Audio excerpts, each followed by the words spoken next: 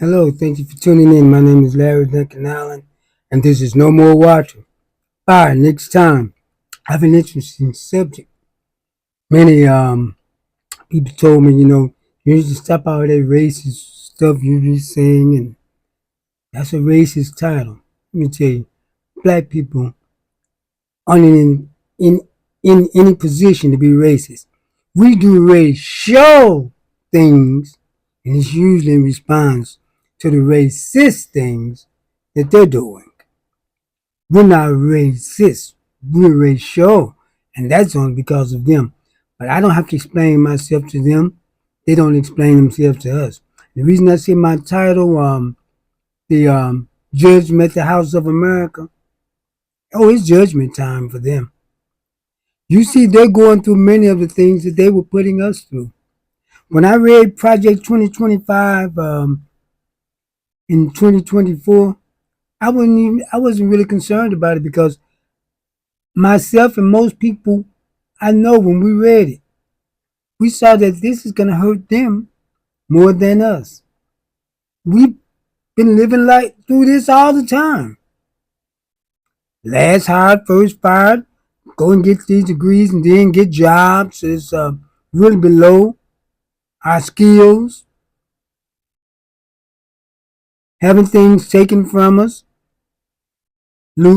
foreclosures, bankruptcies. Most black people have been through it. Those who have tried to acquire things because it was not meant for you to acquire. See, many of the things that we're getting, the nice homes, cars, that wasn't meant for us. You see, there was a time when black people couldn't get car loans. Oh, they've done everything they could to hold us back. I'm going to get back to my segment. This part of it really is to show all that they've done to us. We couldn't get car loans. The way black people was buying cars, maybe some white people, someone else would sell them their old car. What made black people start getting car loans was during the Great Depression, which black people didn't know about because we couldn't keep our money in the banks anyway. Black people had money then when white people didn't. I heard one old black guy say the only reason his father knew that there was a depression is when he saw a white guy going through his garbage can. See, black people couldn't keep money in banks. Remember how when it used to be when some of the older people in the family passed away, people went there tearing up the house. Oh, they used to keep money in the floor. They used to keep money in the wall in different places. They went there tearing the house up, trying to find that money. But what happened, the reason they started giving black people car loans was Cadillac. And this is black people's relationship with Cadillac. Cadillac was about to go out of business. And then one white guy came up with the thought of, why don't we start selling to black people? This was during the Great Depression because black people were the only ones who had money. But they don't tell you that part. So they start selling black people Cadillacs $300 over the manufacturing price. And Cadillac took off. That's why black people had a relationship with Cadillac. Remember how the Cadillac was the status car for black people? And still we start getting in all these other cars. There's so many nice cars out here now. Can't just stick with one. Just about all of them nice now. But look, everything has been done to hold us back. And most of the things, they took our farmland. Now theirs being taken. See, when during Jim Crow, a lot of black people had farmland. They took it and gave it to white people. And many black people had to become sharecroppers on land that was rightfully theirs. Could you imagine how a man may have felt, how ashamed he was with his family? He's sharecropping on some land that was once theirs. I'm sure they understood. They knew what was going on. But look, but I just think how what that had to do with his morale, though. Even though your family understood. But look, we had so came through a lot. We came through a lot. That's this young man. I'm gonna do a podcast on him maybe next week. His name is Carmelo Anthony. He's been charged with stabbing a white boy to death. I think it was at a track meet. And when the white boy and his friends came to jump on him, and now you should hear the statements they're making about him. Do you look? He did like George Zimmerman. He stood his ground. But look though, excuse me. Do you realize that white people used to wasn't required to face penalties for unaliving a black person until 1965 when the Civil Rights Bill was signed? Before then, that's why you see the people who unalived Emmett Till, they didn't face charges. They weren't required to. They sent them through a little kangaroo court, but they usually never faced any penalties. They knew who unalived Medgar Evers. Nothing was done. All the lynchings and burnings, you notice how they stand there and take pictures with it just as proud, like they're standing next to a trophy or fish they just caught. Nothing was done because they really wasn't required to. Now they want to come to us and lecture us about morality. Judgment is on them now. The lady in Minnesota, that wasn't supposed to happen to her. That wasn't supposed to happen to her. That was supposed to happen to black people. So we're not out there. That's why we don't need to go out there. I know a lot of people calling us for us to go out there, but the ones who's calling for us, a lot of the black podcasts, the well-known ones, but they're not out there. Why don't they go out there? They're not telling their families to go out there. That's what they want us to do. Go out there. Because I'll tell you what happened. They're talking about this white woman. But I did a show last night. I think it was the last night or the night before. A black man, Keith Porter, 43 years old. He was unalived by an off-duty ICE agent. On New Year's Eve, he was shooting his gun in the air, and the ICE agent just came out there and shot him. But there was no video. But the only thing I say, if there was other black people out there celebrating also, that ICE agent shouldn't have walked away. He was in plain clothes and just come up to the man and said, give me your gun. He wouldn't have gotten mine. And I wouldn't have missed. See, but they said the man didn't point the weapon at him. He wanted to know why the man was saying that.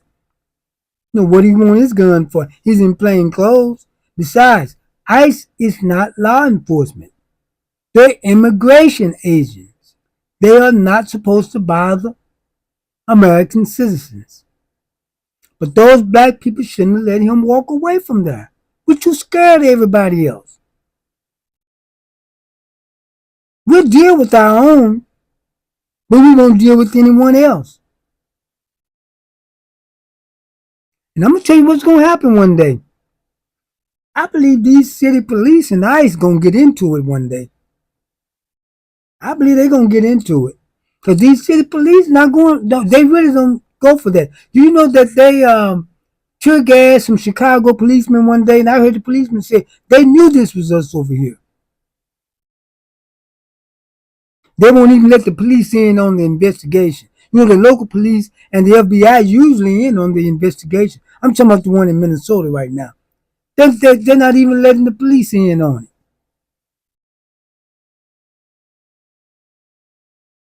And the local police is going to get tired of this.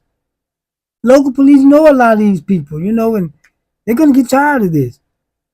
But the thing about it is, what I'm getting back to America, usually I say the United States, but I always say that the United States is not the only America. Anyone from the Arctic on down to the south, from the north to the south, the Arctic down to the South Pole in this hemisphere is America. Mexicans are American. But the reason I say America is because judgment is on many of these people of color also. They've been doing the same. They've been mistreating black people. The black people in their nation. In Brazil, the black people there are treated like second-class citizens. See, Brazil has the largest amount of black people outside of Africa in the world. The second largest amount outside of black people in the world. Let me rephrase that. Get my words together. Brazil has the second largest number of black people in the world outside of Africa. and they're treated horribly down there. The black people in Mexico are treated horribly. You see, most of them coming rather are the ones the more got a little white in them or look white. See, when I lived in Los Angeles, I would run into some black Mexicans. They wanted nothing to do with us. So other people went by ethnic and nationality. And as horrible as they were treated in Mexico, they'd rather be around their people, the people of their ethnic group and nationality. They were treated horrible. You see many of these people catching it in the world. Most of them have mistreated black people. The palace, Israel gonna get theirs too, because they're mistreating the black Hebrew Israelites over there. They know that since when did Israel become all white? That's why when I hear religious people talking about bless Israel, not this Israel I'm not going to, and I'm not going to bless anybody who's doing what they're doing. They also Israel has always this Israel that they created, that the United States created after World War II. That was in 1948. They have always persecuted Christians over there. Why come Trump not bombing them like he did in Nigeria? Also, the Palestinians, you saw they're suffering. There was about 11,000 black people on the Gaza Strip who lived in Gaza. They were could only restricted to stay in a certain area called Al Habib. The meaning of that was the slave. The black women couldn't walk down the street without getting called names and throwing things at black people. They were really mistreated. They couldn't hardly get a job. Why they stayed there, I don't know. But even people who are being oppressed and unalive themselves still find the time to oppress black people. Their racism towards black people is stronger than their own oppression. So that's why I say judgment has come on the United States. It has. Because this man in Los Angeles, no one's mentioning him. I can't say no one, not very many people. I don't even hear the black podcasters mentioning him. So they're getting as bad as the CNN and Fox. Well, I don't even watch Fox. The only reason I know anything about what Fox is, I see some clips that's on someone else's stuff that I'm looking at. I don't even waste my time with them. The CBS, they've all capitulated over to Trump. They're all regime media now. And a lot of these black podcasters, they talk about how the others are regime media. Why come you haven't mentioned this black man who's unalived in Los Angeles? And I'm talking about some of the big known podcasts. I'm a pipsqueak compared to them, but they're not mentioning him.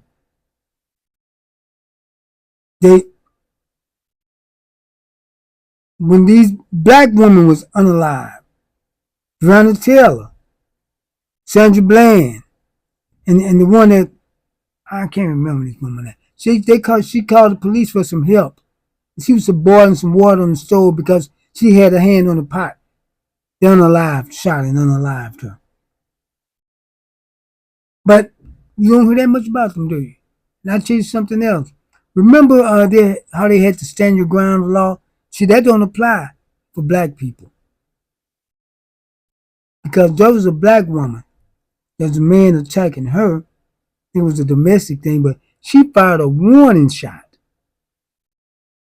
Then fired at him, fired a warning shot. They tried to give her 20 years for that. 20 years for firing a warning shot, standing her ground. But the thing I say is that I don't think black people fought hard enough for her, but there was some went down. They got her out of it. They had her in prison, was going to let her do 20 years for firing a warning shot. But the people down there stood with her, but I don't think enough was done for her nationwide. But we just have to take our stuff nationwide. But see, we have to stand behind each other because no one else is. We don't have any allies. Oh, they get out there and march with us, holler Black Lives Matters. And, I have to say this. If we do have any, we got more white allies than we do anyone else. People of color, sure not. But see, the thing about things like they can get out there and protest for police brutality because that could happen to them. But when it came to us fighting for our life, liberty, pursuit of happiness, for our rights, that was all us. We were by ourselves then because we were under Jim Crow for almost 100 years. They weren't saying anything then. We'd still be up under if it wasn't for Martin Luther King. Martin Luther King wasn't around here trying to get integration.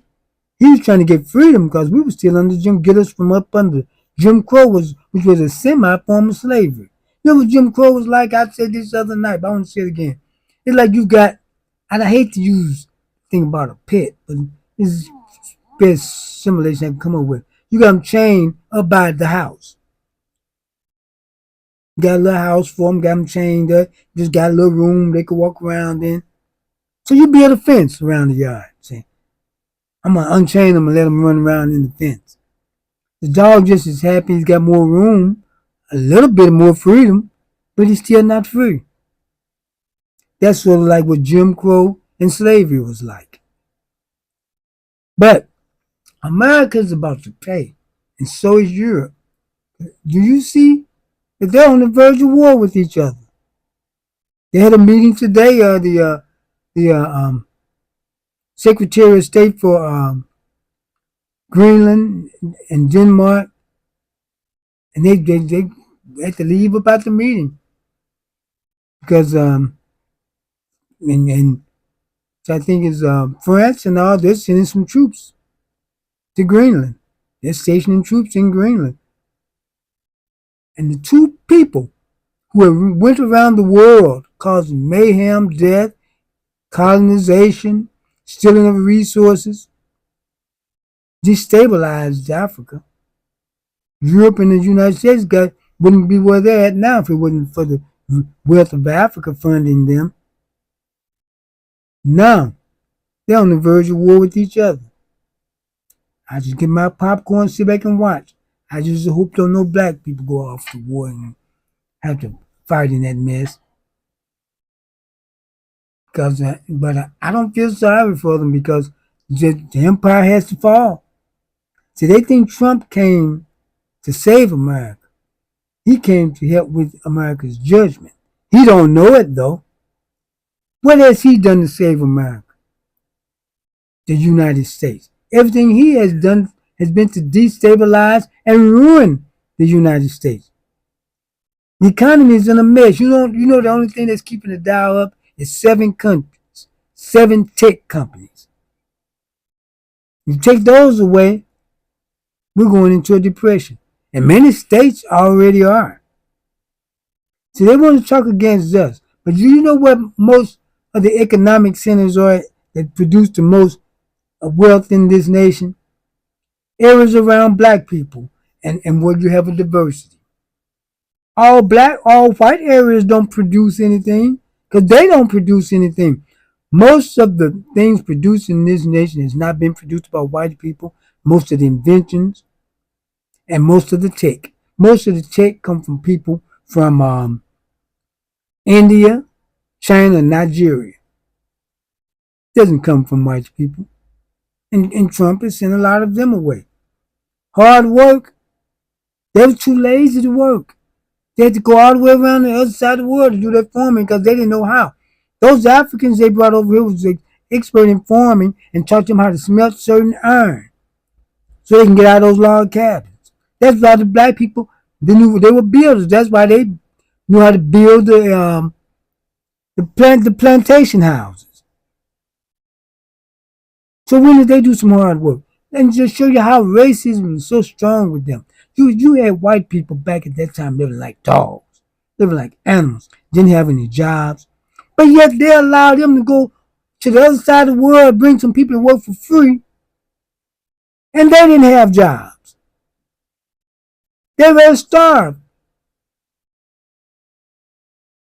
as long as it feeds their racism. After they didn't do any building, didn't do any farm work, so what did they do? Just sit back and supervise other people's work. The only time they started doing farm work is when some machines was invented. And then when black people stopped doing it, that was sentencing. I'm going to get back to that part because I'm going to lead back up into that. But when it came time to build a railroad, who did they go and get to do that? The Chinese. The Chinese built the railroad. So when did they do some hard work? Everyone else had to do it. So after that, after the Civil War, the Confederate States, they couldn't vote. So there was more black people allowed to vote. They allowed them to vote. Black people took over North Carolina. Wilmington was another Black Wall Street. There were Black Wall Streets, over 60 of them they burnt down. It wasn't just that one. So what happened was the black people, they started the education department. That's why Trump and his people want to get rid of it. They're trying to get rid of everything black people started. Black people started public school. That story originated in North Carolina. So they said these people are getting too strong and poor whites is uniting with them. We have to stop that. So what they did was they started when anytime black people start prospering, they started a reconstruction. So that's when they brought in Jim Crow. Because anytime there's black progress, there's white backlash. With Jim Crow, like I said, was a semi-form of slavery. And the reason they had to, and then they had to bring in later on, what caused the Great Depression was white people wasn't running the farms properly. And that's what happened. White people wasn't running the farms properly. So they took the black people's land, gave it to white people, and let the black people work it under a semi-form of slavery. My grandfather was a sharecropper. And when they work, they're supposed to share the crops. But see, they would go have a account at the store under the white man, let them they go to the general store, get what they want. But it seemed like the amount of money they're supposed to get paid in the crops they're supposed to get always came out to the bill at the store. Always came out so they couldn't get any money. So it's always been rigged against us. Always. So they had to so black people left the farms. They started leaving the South. That's the reason they had to bring in the migrant workers from Mexico. Because the Great Depression came because black people was leaving those farms. And the economy suffered. So when they say black people didn't build, let black people leave and find out. So the Great Depression came, they brought in those immigrants because they need people to work the farms. Because the white people weren't going to do it just like they're not going to do it now. Too lazy. They like to supervise your work. How many times you seen black people? Because they want to talk about DEI. How many times you seen black people? When I heard from some of my people, my older people, said that when they used to talk about how when they were at work, the companies, most of the companies where they were actually doing the work was mostly a black workforce. And the white people in the supervisor positions. Because they were scared of hard work. The only way they do hard work now, they have to have a bunch of tools to help them out. But look, they would bring a white person in, ask the black people to train them. You know what the black people would say? Well, let's train our new boss. Because they knew that white person was going to become their new boss, and they always did. And why come they couldn't hire one of those black people who trained that white person? You want to talk about DEI? White men has never been very good at hard work. And they wouldn't allow white women to work. White men used to say, I'm not going to be embarrassed by my my wife out working. But the black woman always did work. Matter of fact, under the suffrage law, black men and women had to work, or they could go to prison and then work for free. That was prison was for. They putting a lot of black people in prison for anything because see, slavery never was completely abolished. Under the 13th Amendment, if you was incarcerated, you could be used as slave labor. Remember how they used to have the chain gangs? So if a black woman didn't work, she could go to jail. Black man didn't work, he could go to jail. There was arresting black people for things like vagrancy, unemployment, so they could put them in prison and then go work them for free. So that's about the so that's why there was a lot of black people in prison, not because of crimes, but because of some unjust laws that they made at black people. So never think that our condition is our fault. Because if you notice, if you hear people today talking about, oh, these guys walking around with their pants say, oh, we're our own worst enemy. Oh, that's why they treat us like that. Because no, it's not because of anything we do. Everybody got culture. Them guys with their pants sagging, that's their culture. You don't do it, don't do it. I don't do it. I don't say anything to them. But if they come in my place, I can say something to them about pull them up. Out there in the streets, I don't have no business saying nothing to them. You can only control your space, but that's their culture. We got black people have to realize all of us don't have to be the same. Not no people are the same. And we quit thinking that if we do something, if we're not perfect, we deserve what we get. I tell you why. It's them. Back when black people used to wear, the men wore nice suits and wore fitted pants. The women wore nice dresses because black women didn't used to wear pants. Wore those nice dresses like they're going to church. They were treated worse then than now. There was a time when men wore their pants fitted. They talked about him, all them old tight pants on. So anything we do, they're going to talk about us for us and say it's not right. But it's for us to determine what's right for us, not them. But we take what they say as the gospel. Who cares what they think? We have to quit worrying about them. They so all down the line, they've been mistreating us, but they use us to save them. And now this time we're not coming to save them. We're letting them go out there and march, get their head busted. Because they didn't help us. They come in here in the last, back in the 60s and 70s, remember they had got the hippies and fighting against the establishment and the man. Now, I've heard some white men say on TV, say, daddy passed away, left him the business and all. He just said, I fought against the man in the establishment. Now I'm the man in the establishment. See, we have to free ourselves. Because this mess that the United States is in, white people cause it, they're going to have to fix it. Because I'm not going to try to fix it. We just have to be there and get the remnants we can get out of it. And let them fight each other.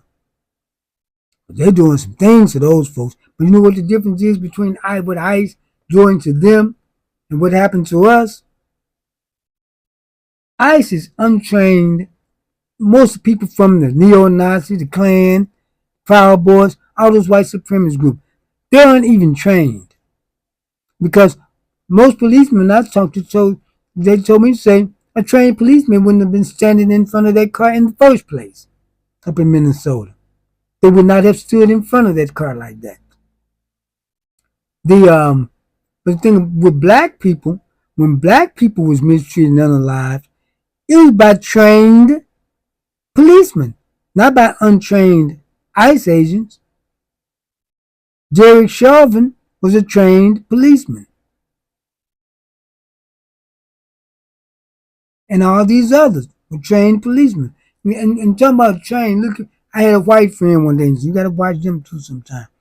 And when that happened with that was during the Michael Brown incident, and They're talking about getting more black policemen.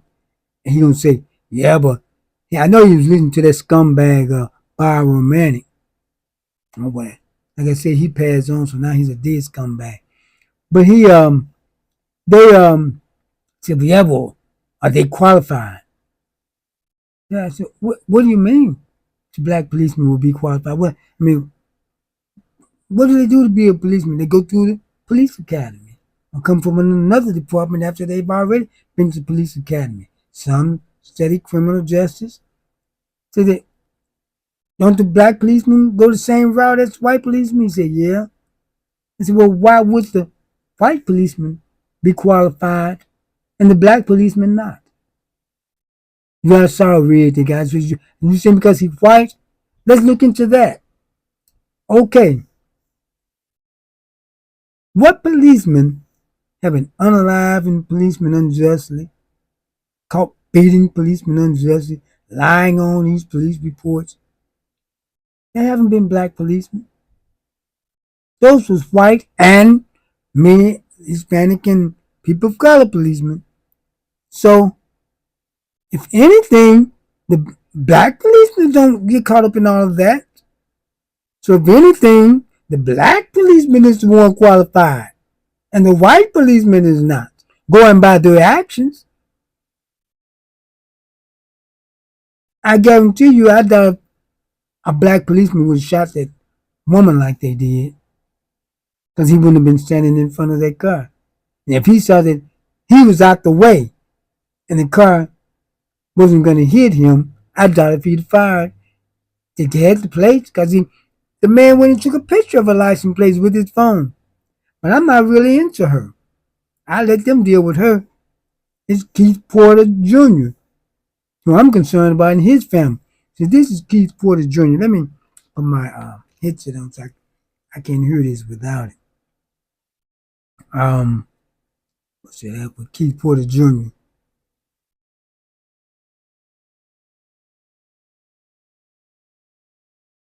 Oh, I can't find it. This is his daughter. Look, this is his daughter right here. Let me play this. Here we go. Porter! Keith Porter! Keith Porter! Thought they put a picture of him up. Using This is a his battering daughter. ram to force down someone's door is what it I'm looks getting like all when my stuff mixed up. My name is Anaya Porter. My father's name was Keith Porter Jr. My father's dead. He was killed by an off-duty ICE agent. It was unjust. And I've seen things I don't like, and I want to remind people that this is real life. This is my real life. This isn't news. This is an article I can just swipe away on.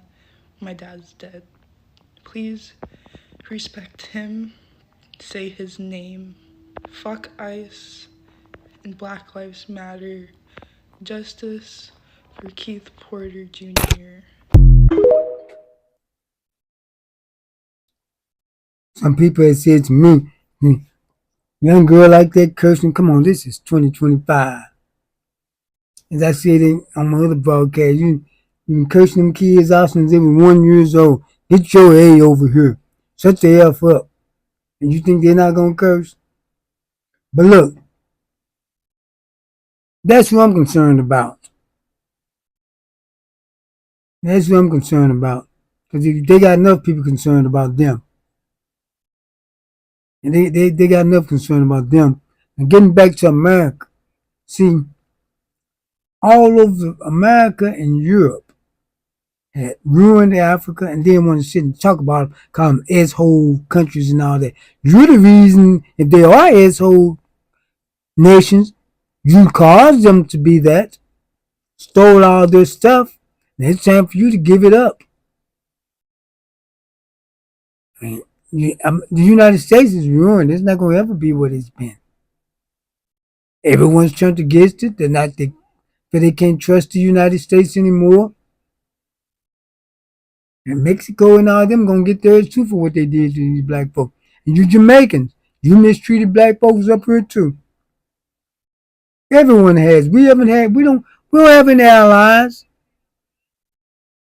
We don't have any. You're trying to be now that you're in trouble. Too late. We don't have time to play with y'all. You did all you could against us. Oh, we're not black, we're this, we're that. I know, I lived around you in Los Angeles for a long time. And you show black people nothing but hatred. Matter of fact, you come here and try to assimilate with white people. That's why you're going through it too. We weren't the ones saying you eating dogs and cats, but yet you talk about us and don't talk about those people. Talking about we don't know who our fathers is. All of us is from one night stands. In your church preaching that.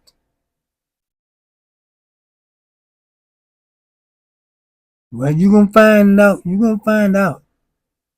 Now those same people, we all need to stand together. We're sorry. We all need to stand together. You know, and they all voted for MAGA also.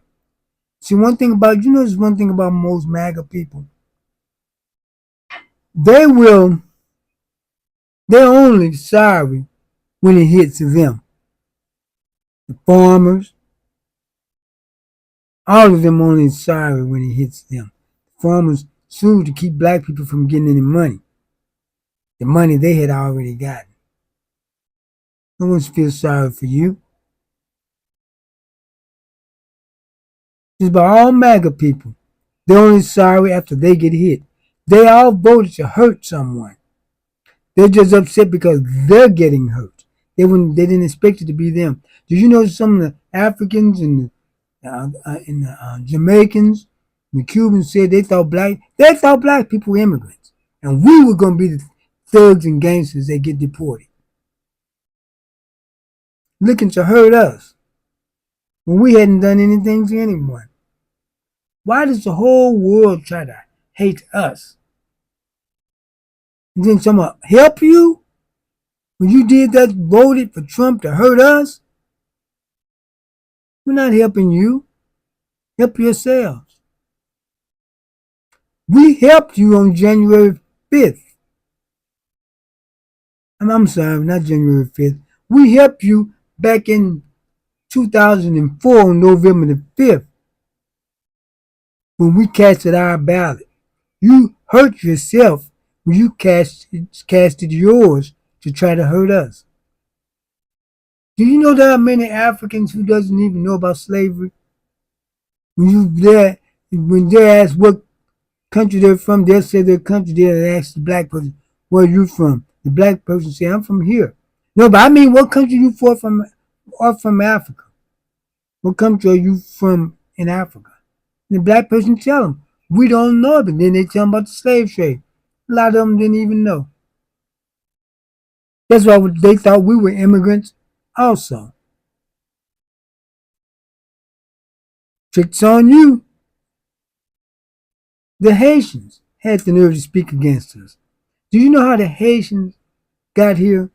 Everybody got here because of us, the Asians after the Civil Rights Bill. That's when they was able to come. And that was a strategy also. After the Civil Rights Bill was signed, that was a strategy also. I'm going to get to that, or why they brought immigrants here then. But the Jesse Jackson, the Haitians weren't allowed here. They would come over on those old boats drowning at sea. Bill Clinton was running for president in his first term, his first time running for president. He was in the primaries and he was last. He wasn't doing well. Jesse Jackson went to him and said if he would agree to give the Haitians protected status, if he win the presidency, he'd support him. Bill Clinton agreed, and the rest is history. Bill Clinton wouldn't have became president if it wasn't for Jesse Jackson. So that's why the Haitians was able to come here. Now they got the nerve to come here and say, you know what, on us? Jesse Jackson went down to the border for the Mexicans. Now they have the nerve to be against us. They always try to start something with black people out in Los Angeles. The leader of the MS-13 gang was in prison. He told people he wanted all the black people out of his neighborhood, like they had a neighborhood. But they were scared to come up against the other black gang members. They'll find an old man sitting on a bus stop or something and shoot him in the head.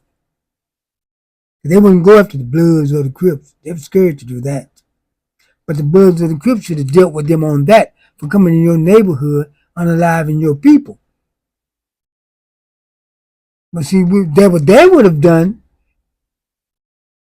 we have to start looking out for our people. If the law is not going to handle it, we're going to have to handle it. And it's going to come sooner or later. These people, see, these white people don't play like us. They're going to start dealing with ICE, watch, physically and with weapons. See, we sit there and cry and pray, but won't fight. These white people would tear this country up. Let them do it, but stay out of that. At one time I was saying about maybe St. Louis should become a sanctuary city to bring up our population. That would have been a big mistake. That means those ICE would have been all up in here. So they have no reason to come here grabbing anyone unless they go in one of those Arab stores or something. I wonder if those Arabs still gonna have protective status. Get them out of here too, and the Asians, so black people could start running businesses again. What I was saying about when they struck, it was a strategy to bring them here. I have some more videos to play, but I want to make this point first. When I say it was a strategy, it was because they brought them here to set up businesses in our neighborhood. And the Asian woman told that, I played that video a couple times a while back. She said that when they go to get loans, business loans, they're told you can't open up in a white area because they don't want you making money off of them. You'd have to open up in a black area. They let all these immigrants open up businesses in our area, but she said at the same time, a black person can't get the loan. That's so the money won't turn over in our community. So those people take the money straight out. They said that in the evening time when the business is closed, the black community become bankrupt every evening because all the money leaves. People who live in your town need to open businesses so that money can circulate among each other. That's how you create wealth. If black people are not poor, our money just don't circulate among us. If black people were a nation with our spending power, not all we got, but just what we spend, we'd be the 17th richest nation in the world. That don't come from being lazy. That don't come from being poor. If you add all we got, it would be even higher than that. That's just spending power. They want to keep us spending and keep everybody else rich, and we stay poor. And it's been working because we go along with it. Now tell the truth. Oh, I said gnat flying around. I hadn't seen them in a while. Last couple of days, I've been seeing one. I can hate them things. They land on some of anything. Boo boo, dead animals. But look, back to what I was saying. They like to keep wealth from circulating among us. So I'd be happy to get those people out. That's why I think one of the worst things they could have done was close those clubs downtown without an alternative. Because there were people mostly coming from across the river, unaliving people. But you know what? The same thing should happen in St. Louis. But they wasn't going to ruin their economy over some thugs who was going to unalive each other anyway. And there were more unalivings going on at those Arab service stations than at those clubs. They weren't really doing it at the clubs. It was at the Arab service station, but they didn't close them down. Because other places know not to ruin their local economy. Over 400 jobs was lost with no alternative. See, all these big ticketed items that they talk about bringing to the city, but that's not ours. That's still not ours. That money's going to leave out too. And then many of the black people in town, in black towns, They don't live in the black area. They live in other cities. So it's just as bad with them. They take the money out with them also. So we got it bad out of the way it goes. But better days are coming for us. America's under judgment, but they don't see it. What they've been doing to us is coming right back around on them. They're being hurt. I mean, they're dragging pregnant white women in the streets, beating them more than they are the men. It's something about these MAGA folks and these conservatives. What's this they got against women? They seem to want to hurt the women more than they do the men. The men aren't the ones that they've hurt some, but it seems like they really go after the women, the white women. That's why I'm glad no black women out there. I tell you why. When they first started this, there was in Philadelphia, there was 1,800 people out there. There was these 8 women going. They were told, leave that alone. They went out there with them. 8 people were arrested out of the 1,800. Guess who? Y'all better leave that alone. Let them deal with it. Don't get y'all fans out. Go on cruises if you still got the money for it. And see, enjoy yourself. Go to work.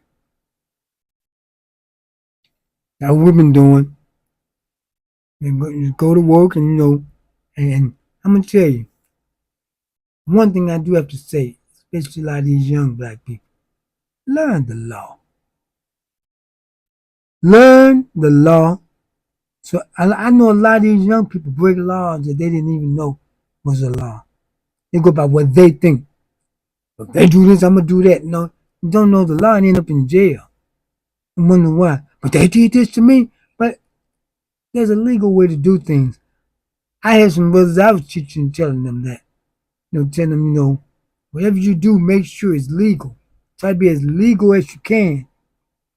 There are little laws everybody break every day, but it's not no major stuff. It's probably some policemen break little laws that, little things happen in life. You can't just, things happen, but there's nothing that's going to hurt anything.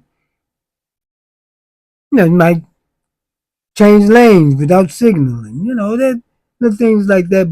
But try to, when Fairview Heights, you best you do that. Best you do it here. Don't look. You're supposed to obey every law in East St. Louis that you obey in Fairview Heights. Cause all that trash you throw out your car, we don't have no White Castle in East St. Louis. We don't have no Burger King. You wait till you get down here and throw that trash out. If I was a cop saw you do that, I'd pull you over. Because you don't do that up there. You couldn't pay these people to throw all those bags of trash out their car in Fairview Heights. And see one thing, because you have to be legal.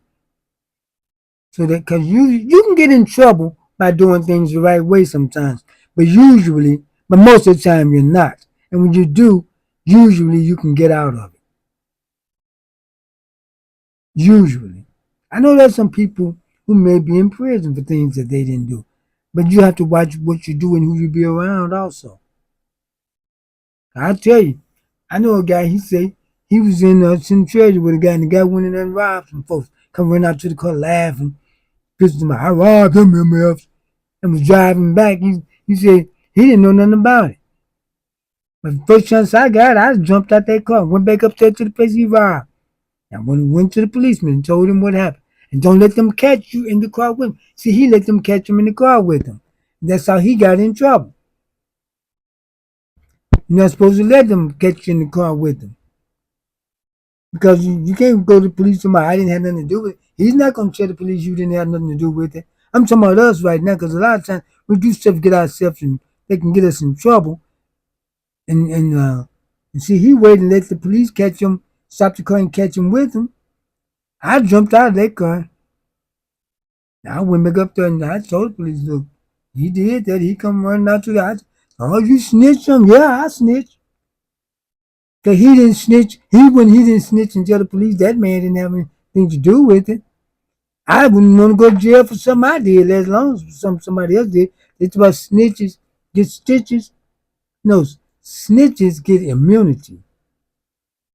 Who get the snitches are them tough guys who go to jail and drop that soap in front of Bubba. That's who get the stitches. Now, I tell you right now, I'm not. Look, don't go to jail for these folks. They did something and you didn't have nothing to do with it. Then you not snitching. You reporting the crime. I'm gonna tell you right now. You can call me a snitch and don't commit no crime around me. You think you gonna do stuff to folks, hurt people, and take stuff from people in front of me, and I'm not gonna say nothing? Yeah, I'm gonna tell. So don't even commit crimes around me, because I'm tired about people doing stuff, hurting other people, then won't nobody say nothing. Because all these people say they don't. I'm gonna get back to my subject, but look, all these people that say they don't snitch, come on, you know, folks, we tell everything we know. We tell on everybody except criminals. All you see all on social media, these celebrities and stars just snitching all over on each other, calling each other out. You don't see these other folks doing that. These folks don't have to be perfect. Why come you didn't call Diddy out when he was doing that stuff? Bill Cosby, when he was doing that stuff. You gonna call out Jamal Bryant because of the dress his wife had on. I see women at church dress worse than that. Every Sunday. At all these churches, not just no certain churches, women with more leggings, which I call them long panties. Leggings on, legging bodysuits on, everything hanging out. I know pastor wife should be a little more discreet than that, but if you're going to call out one, call them all out. But back to my subject. I'm going to play this video. What's that one at about? Here we go. No! Let go of me! Ma'am, stop resisting. Somebody help me! Right wrist secure, going for They're the left. taking me! I didn't do anything! Ma'am, you have a warrant. Walk with us. I have a flight! Please, clear the way, folks.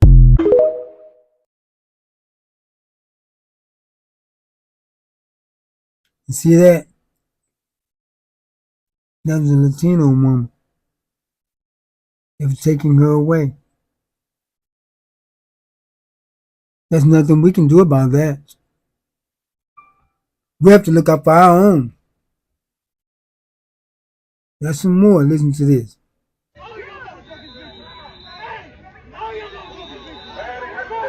This video may be one of the most disturbing things I've seen from this administration. This guy was blind. He's white. He's sitting on the side of the street, and they come by and kidnap him. Like, how are they allowed to do this? This is unreal. I'm afraid that the only way to stop this, they're also talking about a lot, but the only way to stop this is to quit our jobs or stop paying rent. That's the only way. Otherwise, this could go on for another 8 years.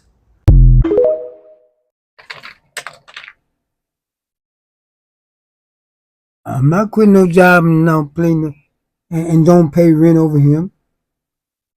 That's not a good thing. But you know, we've seen so much. I mean, what can we do about it? I don't like it. But when it happened to us, many of them liked it. So, what can we do? The blind man sitting there and they grab him. Watch this. Using a battering ram to force down someone's door is what it looks like when ICE agents start going door to door. And we only had to wait 3 days to find that out. And then there were the ICE agents who rammed a woman's car, tore her out of it, abducted her, and left the car in the middle of the road. And for those of you who are going to say, well, they should have just come here legally, how about the 2 U.S. citizens who were abducted while they were working at Target? And as they were being hauled off, they were screaming that they were U.S. citizens and to let them show their passports. And then 10 10 minutes later thrown onto the pavement of a Walmart parking lot by ICE agents. Oh, but they were Latino and ICE was just doing a little racial profiling, right? What about the white woman that they murdered and called an effing B after she smiled at them and said that she wasn't mad at them? What you guys are missing is that the fear and the panic isn't a byproduct of them wanting to deport illegals or the worst of the worst. It's the actual point of ICE. This is what happens when you give loser men with pent-up rage, military-grade weapons, minimal training, carte blanche to do whatever they want, and absolute immunity. Well, ma'am, I got news for you. People who did this to black people were trained policemen, not untrained ICE agents. You see, you say you haven't seen worse. We have. Welcome to our world. Don't feel good, does it? Yeah, we've seen it many times. And it was by trained people. See, Jerry Chauvin, he was trained. Darren Wilson, he was trained. They weren't ICE. See, Darren Wilson, I told you the other day about if you go out there and you take some kids play ball for me out there when Michael Brown was on the line, they got a asphalt and block in the street where the police cruiser sat and where his body lay. They say he was hitting the officer in the face trying to get his gun. When he was walking the police station, he didn't have any marks. Then they showed a picture of him, the big old guy like Michael Brown punching you in the face. Now you like your wife slapped you or something where they showed where his face was red. No swelling or anything, like they took him and slapped him a little bit. But look, his injuries was on his right side. Now if I'm outside your car punching you in your face, trying to get your gun, wouldn't your injuries be on the left side? So we've seen it. We've seen a lot.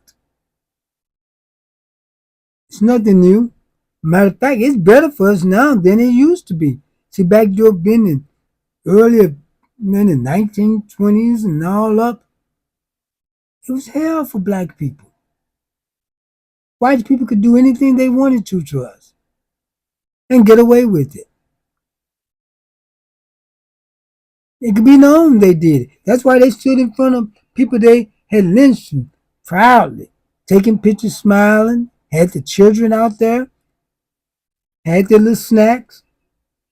Isn't that some sick people?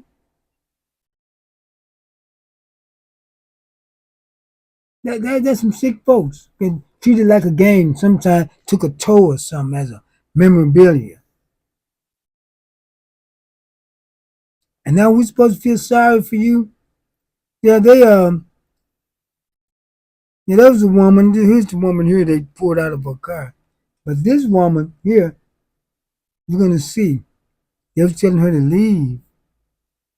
She kept talking to them, they're saying she couldn't move. But when they showed the street in front of her, there was nothing blocking the street. She could have moved. Look, they need to stop confronting those people, because nothing you say gonna change what they're doing. I'm just fussing with them like that. They tell you to leave, you're gonna keep talking anyway. But they're gonna do what they're gonna do. If you're gonna say something, say it and keep rolling. Watch this. This happened in Minneapolis.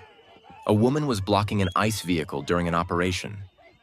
After refusing to move, agents removed her from the car while bystanders recorded. Some say it was necessary enforcement. Others say it went too far. The video is now spreading online and fueling debate. What do you think? Protest or obstruction?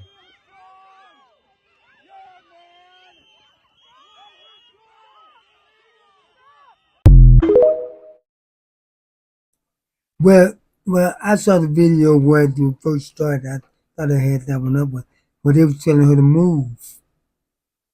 And she kept saying stuff to them and wouldn't move. I couldn't move, but they showed the street a few times ahead of her, and it was clear.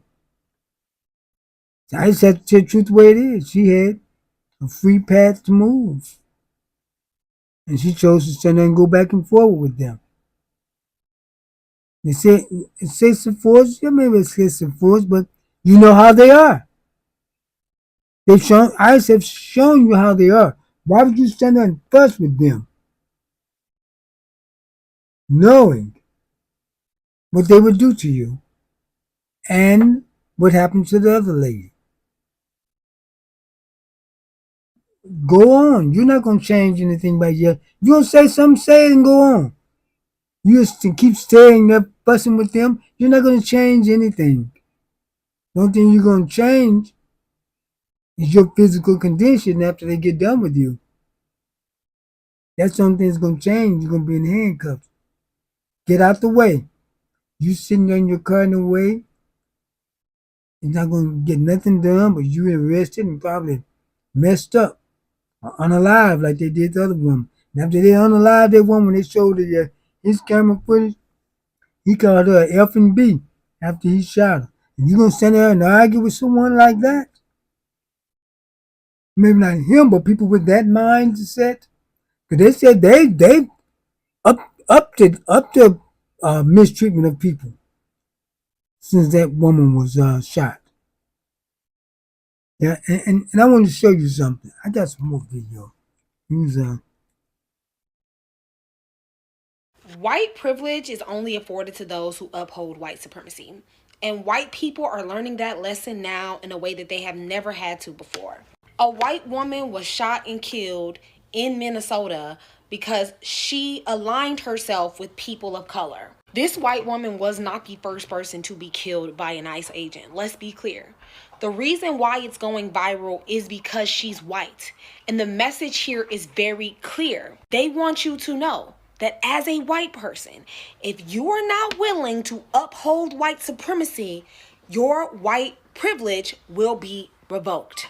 Because that is the entire agreement in which whiteness stands upon. It is not a biological group. It is not a culture. It is a political category. It is a legal and social category created to be a buffer to prevent class consciousness. They were offered white privilege in exchange for aligning with the power structure against Black and Indigenous people. We'll get better jobs, better wages, better access to public spaces, and legal protection against brutality as long as you are a buffer class between the rich and wealthy and the exploited class. But if and only if you stand with the power structure. That is the contract. And it has always been enforced by violence.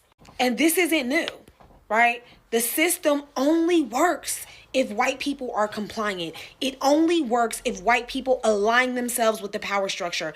Otherwise, there is nothing to protect the rich and wealthy against the exploited. Because guess what? We're all the exploited.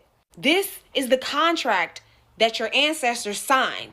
But the problem was the privileges were always temporary. Now we're living in a world where even the white privilege has dried up. No more stable jobs, no more pensions, no more home ownership. The rich and wealthy have withdrawn the material goods. All has been hoarded by the 1%. All that is left is the psychological wage of whiteness, which is now being revoked in a public shooting. And now there's nothing left. There's nothing left. A system built on the foundation of exploitation of human capital was always going to be unstable. And now we are in the final stages of that instability. As a white person, this should be the final straw for you. No more white privilege, no more good jobs, no more home ownership. Now, no more protection from the police and government.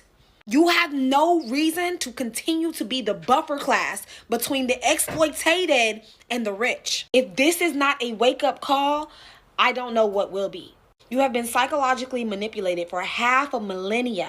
Now they are finally showing you that they don't care about you either. So what are you going to do? How will you proceed? You have no more reasons to act indifferent to the changes happening in America. Because now white privilege is nothing but a cute fancy title. A credit card with no funds, babe. The system is officially bankrupt.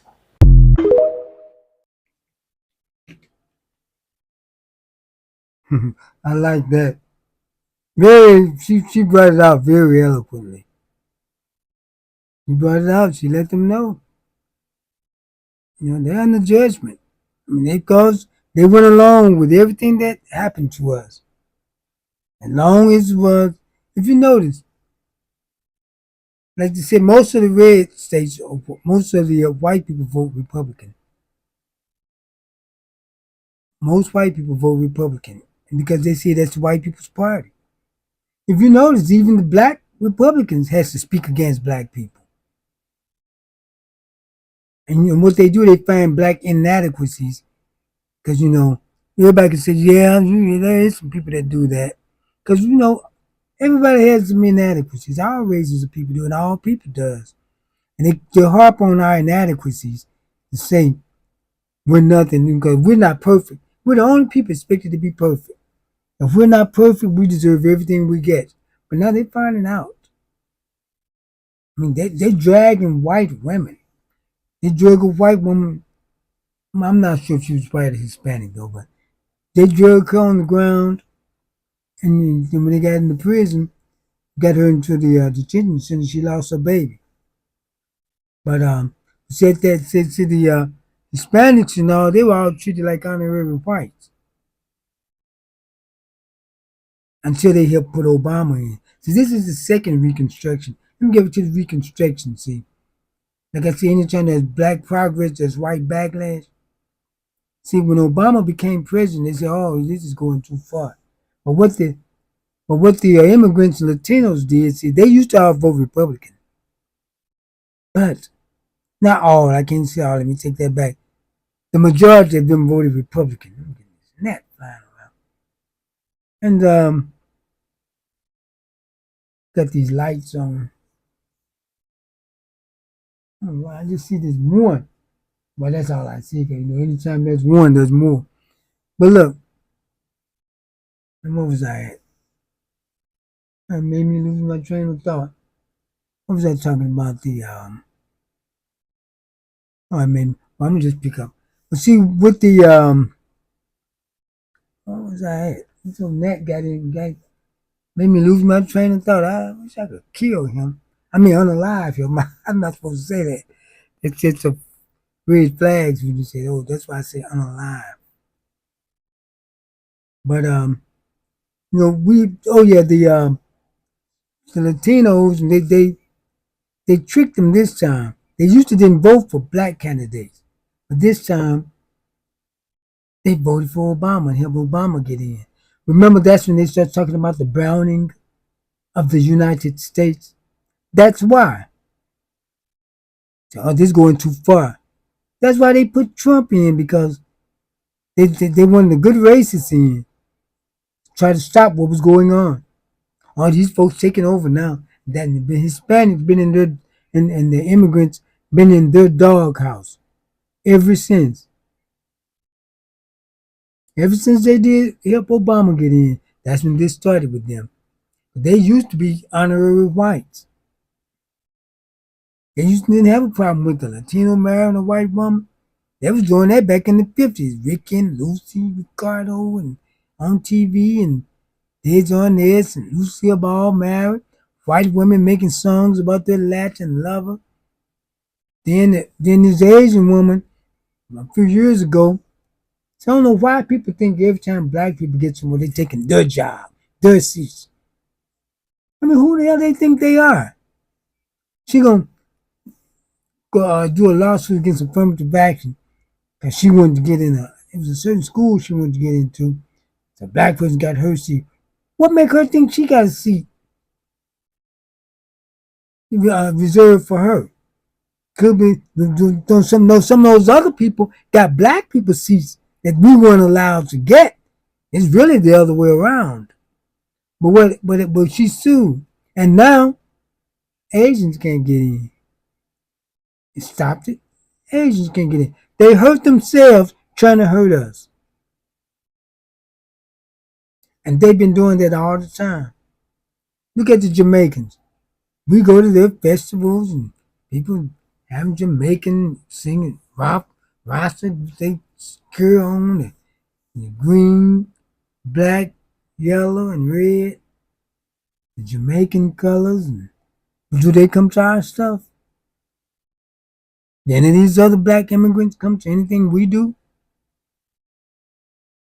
You had Africans making fun of Kwanzaa. Oh, that's a black American holiday. We can have our own stuff if we want to. We don't make fun of your stuff. Them ugly clothes you've been wearing, the same style, same prints for hundreds of years. Come up with some new styles. Most of the clothes you wear as new style is then stuff that you got imported in from somewhere else. Your people still making them same clothes, instead of making pictures out of more ugly, long faces and pictures of elephants and all of that. And you gonna make fun of us? You see them clothes they wear that look the African garbs? The fashion never changes. And you gonna make fun of us? Like we can't create a holiday for ourselves, but you can? You've been just as bad as they are with us.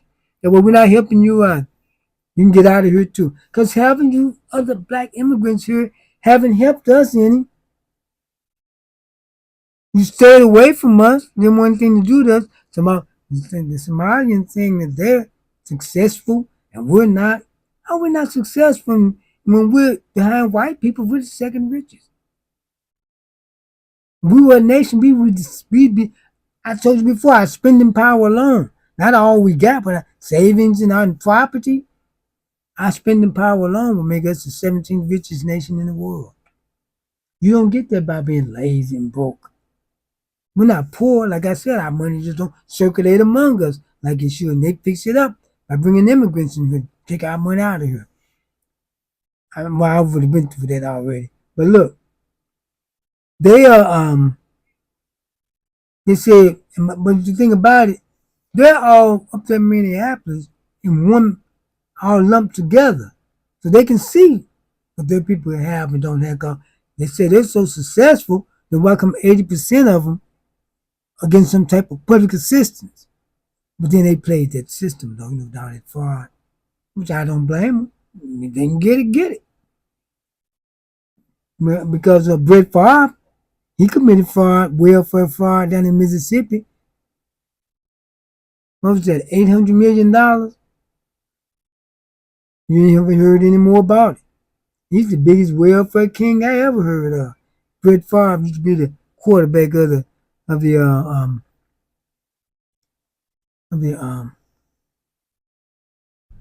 what was that, the Packers, the Green Bay Packers. He used to be their quarterback. Stole all that money and nothing was done about it. Poorest state in the Union, Mississippi. They let him steal that money and don't do nothing about it.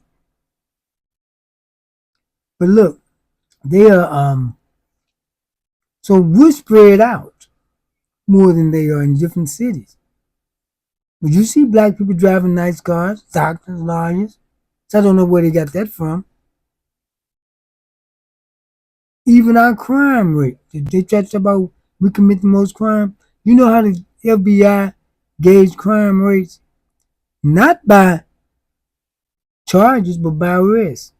So you could be arrested. So they think you committed a robbery. It may not have been a robbery. You just think you committed it. Let you go. But that arrest still goes down in the crime stat as a robbery. Many of the people of color was being included in our crime stats as black. So you did us no good by being here. So why should we fight for you? I'm talking about you black ones too. You treated us like crap. You talked about me, oh, we're not black, we're this, we're that. But keep being that. Now they're using that status you were, your ethnicity or your nationality as a way to get you out of here now. It's working against you now. Being black would have worked for you. So you got your citizenship and join in with the black crowd. How in the world people be here for 40, 50 years and never get their business straight? That means you was here on borrowed time, and in the time they got ready, they could get rid of you. But they're ready now. There's nothing that we can do about that. We got enough going on. They've taken away the voting rights, the civil rights bill. This is my resegregating, which I wouldn't mind that. Most black people saying they wouldn't mind it. Integrating with you didn't do any good. Well, when what they call an integration, never really been. We went to theirs, they never came to ours. We built the bars and helped theirs and helped ours to crumble. But see, we have to what to quit worrying about other people. Oh, and that's just one video I really want to show. This is the video of all the people who were unalived by ICE. I want you to look at it, and I'm gonna go over with you. Listen to this, and watch it.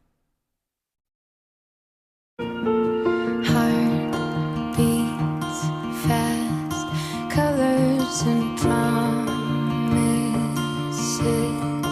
How to be brave?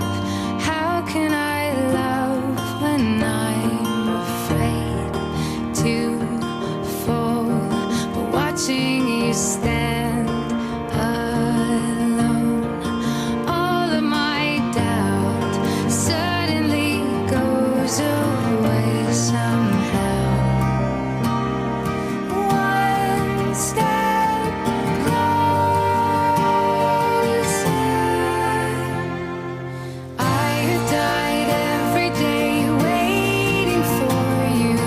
Darling, don't be afraid. I have loved you for 1,000 years. I love you for 1,000.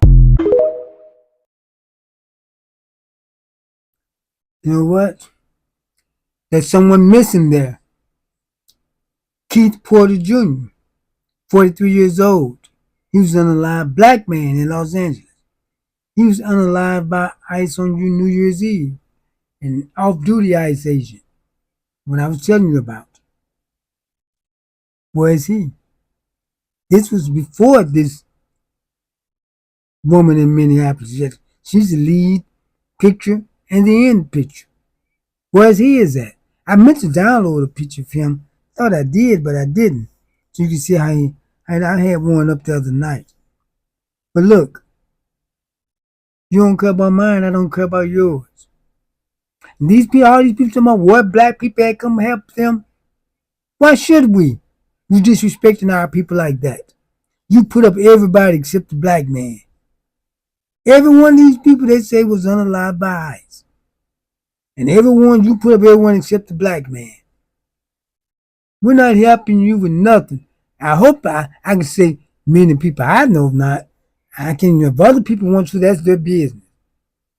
But when you get out there and help these folks, and they get in your butt, have you done an alligator trash with alligators nipping at your butt? Don't come crying back to the rest of us. And you chose to go down there and get involved in that. And when we don't have time for it. But see, now, as I said, judgment is on the United States. It is. They lost all their friends around the world. Now them and NATO about to go to war with each other. After that exchange they had today with the Secretary of State of Denmark and Greenland, man, Trump saying they're going to take it, and Europe is sending troops. NATO is sending troops to Greenland. The two people, the United States and Europe, who ruined Africa, stole all their wealth. Now I want to talk about them. Been all over the world, colonizing, stealing. Those two about to go at it. I get my popcorn and watch. I hate to see any black folks get in there and go to war there and get something happen to them. They signed up for the military. But look, I hate to see that though. That's the only down part to it. But thing is,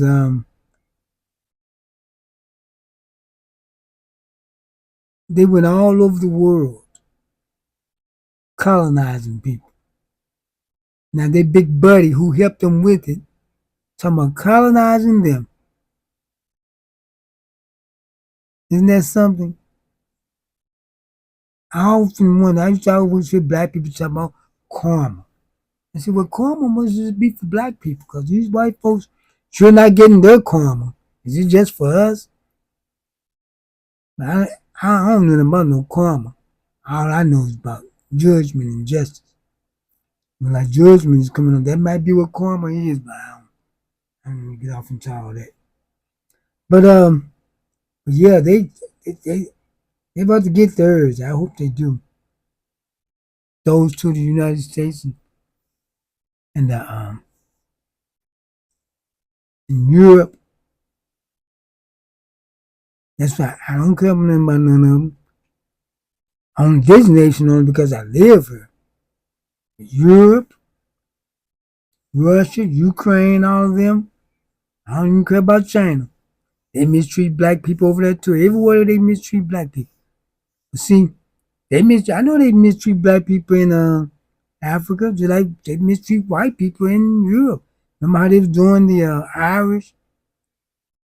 And it was so bad that some of the Irish would pour gas on themselves and set themselves afire back when Margaret Thatcher was there. But we don't have to be perfect. We're the only race of people, us and the Africans. We got to do everything perfect because we deserve everything we get. Everyone else don't have to be. If we're so downtrodden and inferior, why are we expected to be perfect all the time?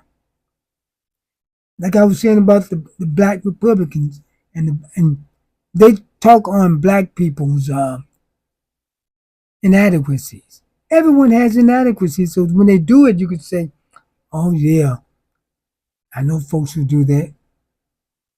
Of course you will. You're gonna know if you bring up a certain narrative about people. All of us know some people who do something. But if you're gonna, but black people are judged by the worst of us. People do that when they hate you. They judge you by the worst of you. Other folks are judged by the best of them. So that makes them look better and make us look worse. And we do it. Black people do it. We look at the worst black people walking around doing stuff. All those they see some of the young people, our future leaders. If you're gonna be in a gang, they may be your future leader. Or your future leader in the chain gang. Well, what people would look at their worst to be their future leaders? That's stupid. You see, white people, they have these certain people they look down on. They don't say that they're going to be their future leaders. No one else does but us. Oh, no, see, here we go. What do you mean by we? That's them. And the women, black women do, because, y'all don't like us anyway. You judge black men by the worst of us. That's the sign of a person who hates you.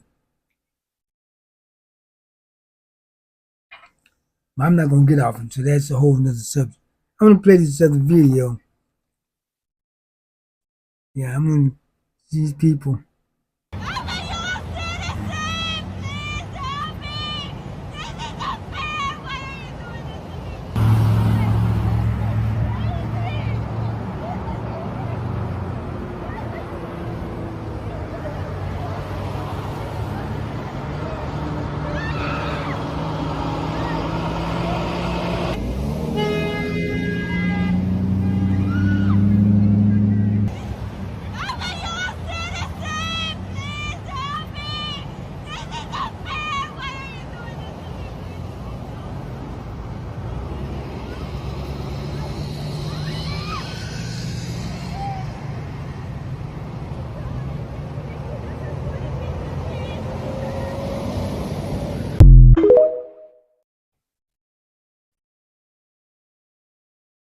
You yelling, I'm a citizen. Why are you doing this to me?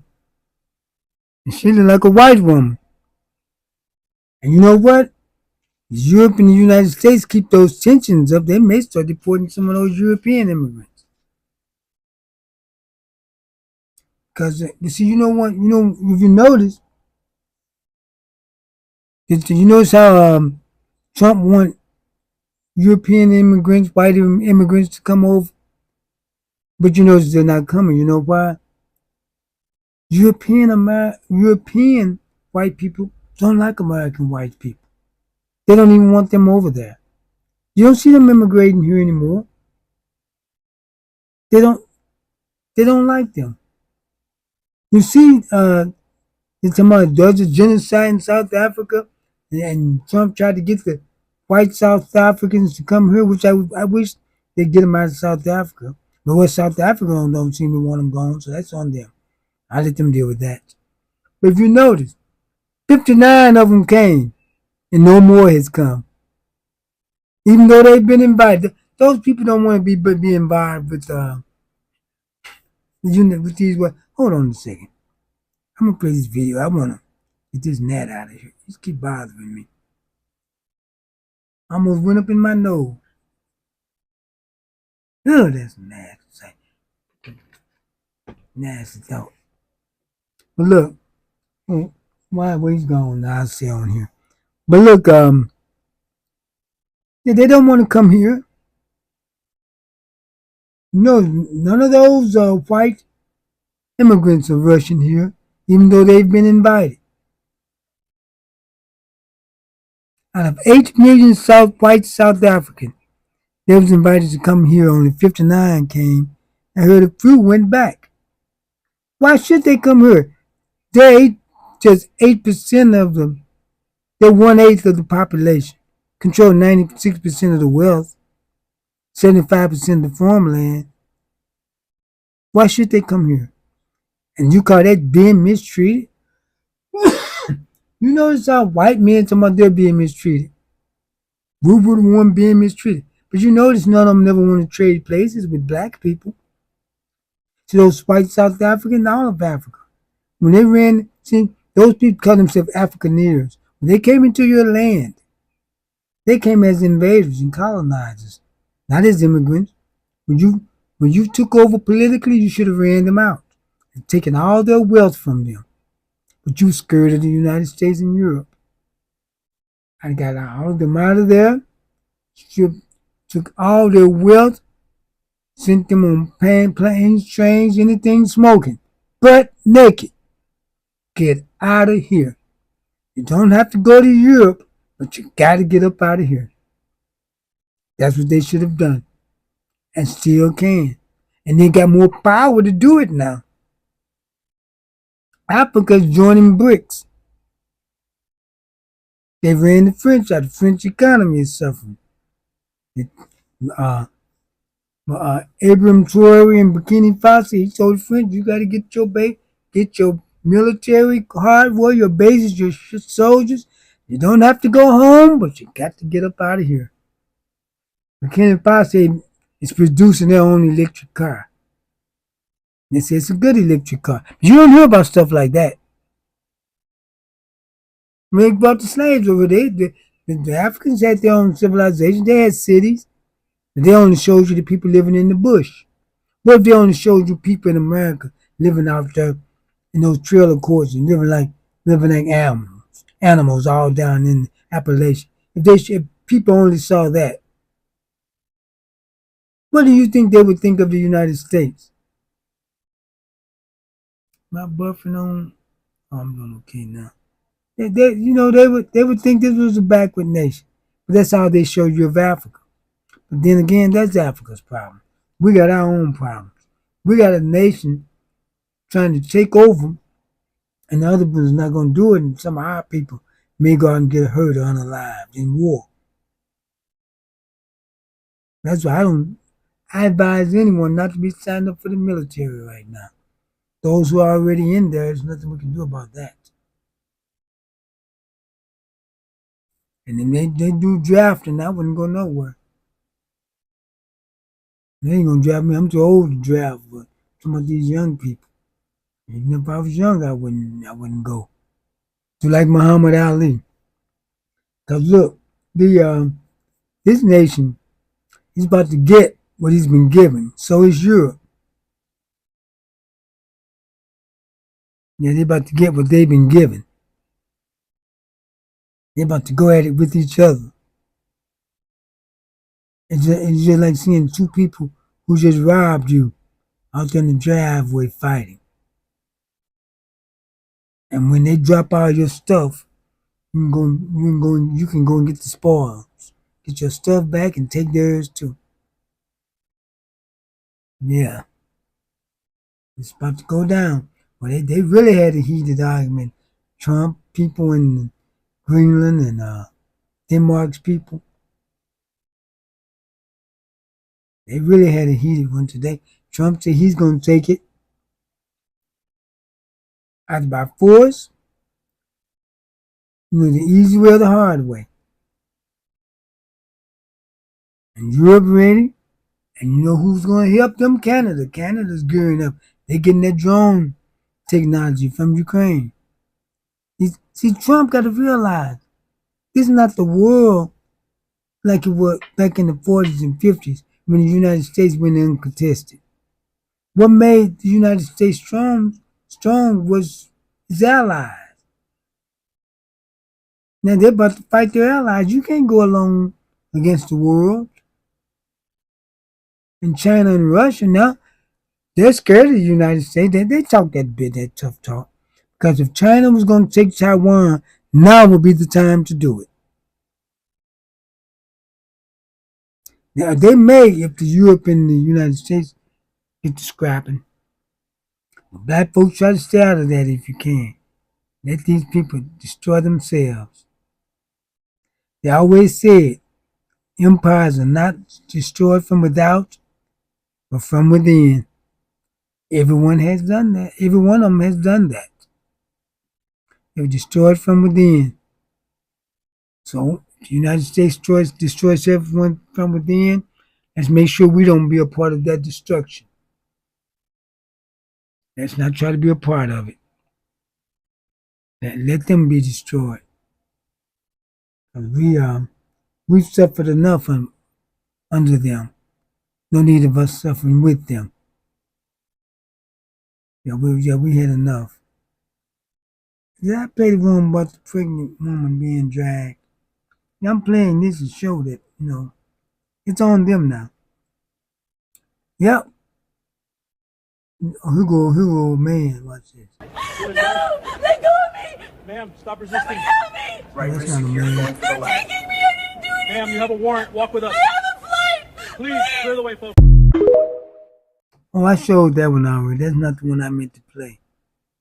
An American teenager was taken by ICE agents right outside his own home, even after he calmly told them he could go inside and retrieve his ID to prove who he was. You heard that right. Not at the border, right in front of a residential house. In the video, the teen stays calm. He repeatedly explains that his identification is inside the home, just a few steps away. The agents refuse. They make it clear they are not going to verify his identity on the spot. Instead, they say, "We'll confirm it at headquarters." Moments later, the teenager is forced into an ICE vehicle. No warrant is shown, no specific charges are explained, no emergency or immediate threat is cited. And here's the most alarming part. He is a minor. As of now, ICE has not provided an official explanation for the video. But in Minneapolis, the incident has reignited public outrage over the limits of law enforcement power. If the government can detain someone first and figure out who they are later based only on suspicion, then this is no longer just about immigration enforcement. First of all, ICE is not law enforcement. ICE has no business bothering United States citizens. But things are not the same anymore. Constitution and all those rules, they're not going by that. No one's stopping them. The police departments, I know they're not doing anything, but they have to think of a strategy. Because those are federal officers. See that black police woman chief that was talking stuff about if that she gonna arrest ICE, they come in with masks on. But the federal government is backing them. See, that's tough talk. It's fine to make people feel good, but you have to think of a strategy of action. Because these local police are not going to be able to arrest federal agents and get away with it. So they may have to find a loophole to get around it, but that's what they're looking for. I don't think they're just sitting back twiddling their thumbs doing anything. But see, they're trained. The local police, state police, they're trained police officers. They think of strategy. They have to think of a strategy, not just run out there and do it any kind of way. See that stuff and this stuff they're talking about. They say they're gonna get the gangsters and the thugs. And how many times we heard that? Oh, we're gonna sit in the state police. They coming to get the gangbangers and the drug dealers, and they bother everyone except the gangbangers and drug dealers, middle-aged people on their way home from work. So we've heard that, we've seen that and done that.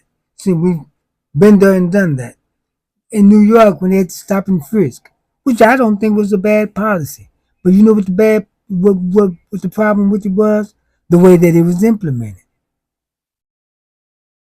So when they said Biden was for signed, he was for that crime bill.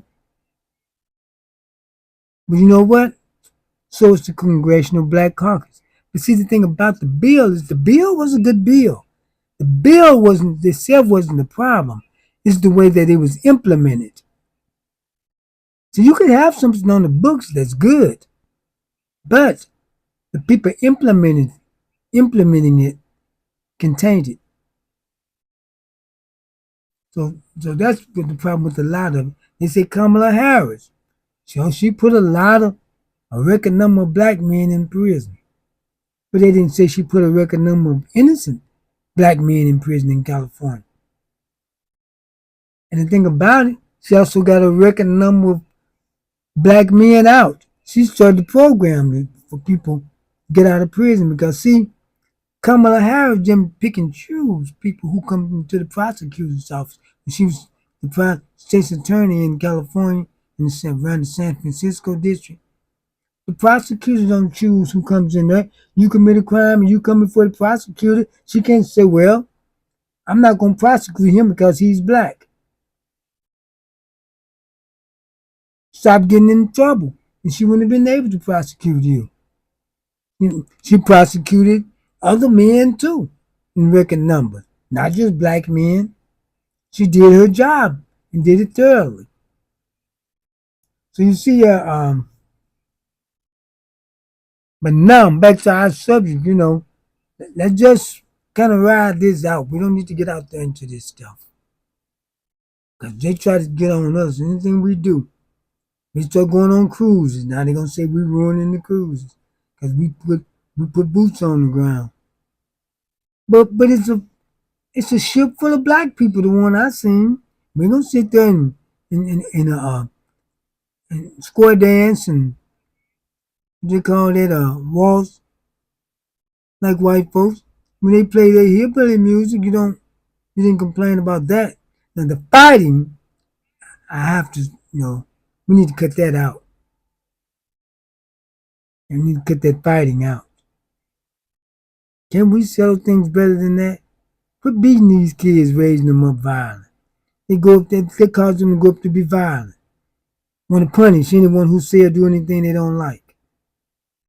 We don't go to each other and talk when we got a problem. We go to them fussing and ready to fight. But because see, if things happen and start going in our favor, we're going to have to know how to behave and do things ourselves.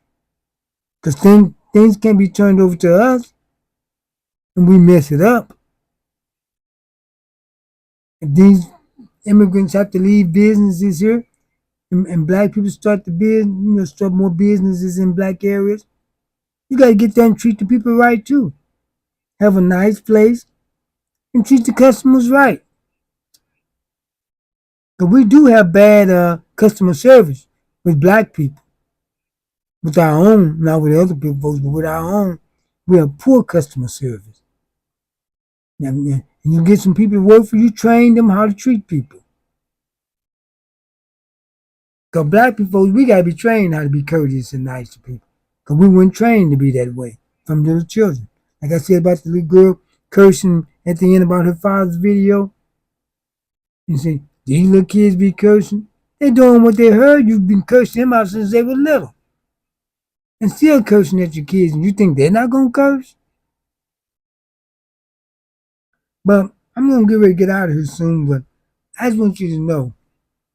Remember Keith Porter Jr., the black man who was unalive by ICE on January 31st in Los Angeles, California. Everyone else, the only reason I played these folks who was unalive by ICE was just to show you how they disrespected the one black man who ICE unalive. And see, the woman that was pulled out the car, that she's handicapped was on her way to therapy. In the original video, you can see that was clear road all ahead of her. She could have left. I should have downloaded that one so you can see that she kind of brought that on herself. And see the thing about even with the lady unalive, even though they did that to her, quit taunting those people. Even if they're going to say something, go ahead, go on about your business. Stand there taunting those people. You know what kind of people they are. They're ruthless. They're Proud Boys, Klansmen, neo-Nazis, who Trump put a badge on. They're white supremacists. And then to the place, excuse me, into the place now, they don't care who they hurt. They don't care who they unalive. Your race don't mean your white privilege is gone, like the other video, young lady on the video was saying. White privilege isn't working anymore. You see what Trump did? The video, he's president of the United States. A man said something on like he told the man, F you and flipped the bird at him. President of the United States. I bet MAGA world think that's funny. So low class. The man got fired for saying that to Trump, which he shouldn't have on his job. They raised, last I saw, over $150,000 from him in one day. We can't hardly raise anything by our people. We don't put our money where our mouth is. These people can go commit a crime against some of our people. And you know what they'll do? They'll put up a GoFundMe. Remember the woman, she called a little autistic black boy the N-word. And I said they raised close to $1 million for it. Now I heard a woman text me and say it's $2 million. Our people could be in the right. Might get a couple 100,000 at the most. Keith Porter, I heard there was a GoFundMe up for him, then it was down. They need to put it back up, because I'm going to give something to it, they put it back up. But look, and at the time he had like 15,000. He was unalive by ICE. It's black people, we don't pay. We don't put our money where our mouth is. We're cheap. And many of us say, no, you don't have to send a whole lot of money. You can send $5, $10. If you can't spread $5, $10, then it's a problem. Right? When I do the East Side games, you all won't even send me money, even though I have my Cash App up. And so I'm gonna have to start gating it. Because you have to pay to get in. I don't want to do that. I don't want to make it free for whoever want to see it. Because a lot of people can't pay. But I can't continue having 8,000 people watching, maybe 6,000 on YouTube at one time. And this is not counting the ones that come on afterwards. Then we're like 3,000 on Facebook. Don't even make $100. When I spend money going out of town, going to these games, it's a business for me. It's not. Then let something go wrong, You're quick to criticize, but not gonna give a dime. No money. You don't have to send a lot of money. I did one for some white folks one time. I made more money than I made all season long dealing with black folks. I made they were sending $2, $5. And see, on my gated community, if I get 5 people, I'm gonna start charging $5 for people to get in. And if I can get 500 people to pay $5, I'd rather have that than 5,000 people who's not gonna do nothing. I'm gonna see how the next couple games go. That's why I didn't go to Columbia. I wasn't gonna go up there and spend my money. Don't make no money. That's why I've been doing mostly the local games.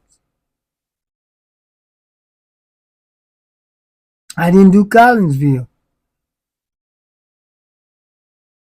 Now I don't know if I do the next one, depending on what's at, because I didn't go to Highland and do the Pacifica game. I could have went, but I wasn't going there spending my money. I know I'm off the subject, but I'm talking about this now. But I wasn't going there spending my money, go to Highland and spend more than what you all would send in. I mean, I have thousands of people watching. You're not going to keep out hustling me for free. You've been doing it for years, but that's about to come to an end. And if you don't pay to get in, you just don't pay to get in. I just can't keep letting myself be used like that. Because the one in the district and all them do, that don't come up till a few days later. Mine live right then. YouTube, Facebook, I've seen about putting it on Twitch. I don't touch too much for them. Yeah, but I'm gonna have to start doing that. Because black folks, let's face it, we love to talk a good game, but we're gonna keep that wallet closed. At least for our own. We'll do it for others. Because some of you sending in on that white folks or that NFHS, you got to buy membership. On mine, you can get a membership. My membership. But I'm just going to keep it at $5 a game when I get it.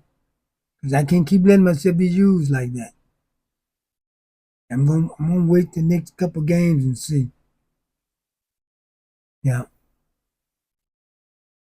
So, and then you know what? I used to get sponsors. But from who? You know, these Arabs and these immigrants don't spend money with us. We don't have many black businesses in town. The ones in the other areas, they promoting their team. So who am I going to get as a sponsor in this town? So I'd have to gate it, and you have to use cards, Cash App or something. You wouldn't use your Cash App or card to send anything in. You may have to use it to pay that $5 to get in if you want to see these St. Louis flyers. Because these other people are not going to show it live. And the ones that do, they charging you a lot of money. I'm trying to keep it at $5. Don't want to charge it out. I thought you all do me right. But yeah, but I'm ready to get out of here. But I want to say again, look, leave these folks alone, let them crash and burn. And let's see where it go. Because if I know we go out there getting involved in that, they're gonna get us. Let's stay out of their mess and let them work it out. I'm not telling you what to do, I'm making a suggestion. Because I can't tell other grown folks what to do. If you decide to go out there, fine, go ahead. That's your decision, but you're going to have to deal with the consequences. So I'm going to get ready to get out of here, but again, let me show you this again. I wish I had that picture of Keith Porter up, but I don't. Oh, I shouldn't have taken that down.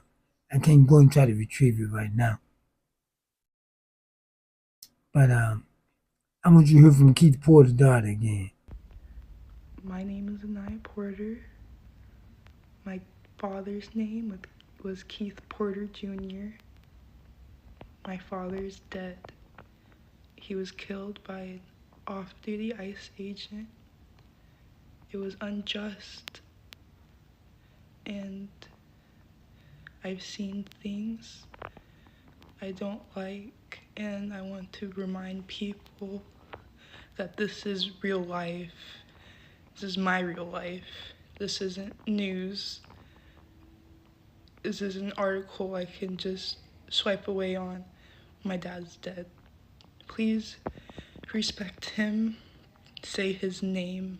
Fuck ICE and Black Lives Matter. Justice for Keith Porter Jr. That was Keith Porter's daughter. She kind of ran, when she was saying Black Lives Matter, she wasn't saying F Black Lives Matter. She was saying F ICE, and she was saying Black Lives Matter. She kind of ran them together, but she wasn't saying F Black Lives Matter. She wasn't saying that. You know, just to get that clear, she's a young girl. You can see she's very young. And, you say, and some people take me, I played it on other show when I talked about Keith Porter. I did a show about him. And, some of that young girl cursing. Most of these young kids curse. Let's face it. Like I said just a little earlier, you've been cursing them out since they was 1 year old and cursing them now. So what makes you think they're not gonna curse? But look, yeah, but we're gonna have to. I'm gonna do a show. It's getting kind of hot about Carmelo Anthony, the black boy who stabbed the white boy to death at a track meet. And they're saying all type of things about him. And I get on all the stuff that people have done to us. They're both standing his ground. They let George Zimmerman stand his ground on a fight that he picked for the young boy because he was getting his butt whooped. Shot him. Trayvon Martin, who was minding his own business. But Carmelo Anthony, they tried to jump him and he pulled a knife out of his backpack, standing his ground. Well, I'm going to do my next show about that. I'm going to start doing about our people. Let these people work this stuff out with ICE. Yeah, but I'm going to do one about Carmelo Anthony, young soldier who stood up for himself. Okay, thank you for tuning in. My name is Larry Duncan Allen. This has been No More Water Fire next time. And I'll see what's tonight, Wednesday. And see, I may have to do a game Friday or Thursday. But next time I see you, we're going to see about doing one on Carmelo Anthony. I got to do a little more research on that. Thank you for tuning in. Start liking and sharing my shows, because I do shows about us because other folks do them about them. No one cared about Rush Limbaugh when he was on radio talking against black people, doing shows about them. Or Barbara Manning. So we don't do things as racist. We do things as racial. Responding to their racism. We can't just let them keep doing racist things towards us and we not respond. When we respond, we don't respond with racism. We respond with racial things. You can't keep hitting us and think we're not going to hit back. Okay, thank you for tuning in. My name is Larry Duncan Allen. This has been No More Water Fire next time. I'll see you next time.